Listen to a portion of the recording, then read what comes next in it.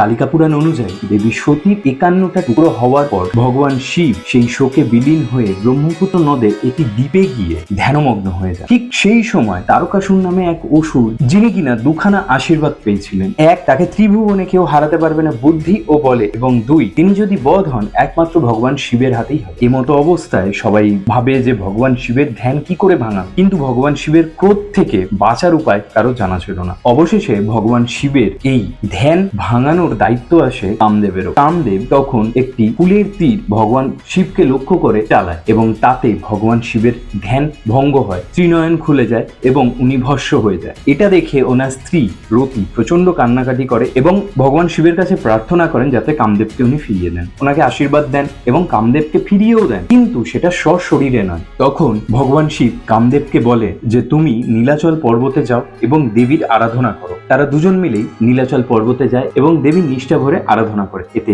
দেবী খুশি হয়ে কামদেবকে তার শরীর ফিরিয়ে দেন এবং তখন থেকেই এই মন্দিরের নাম কামাখ্যা নামে পরিচিত হয়।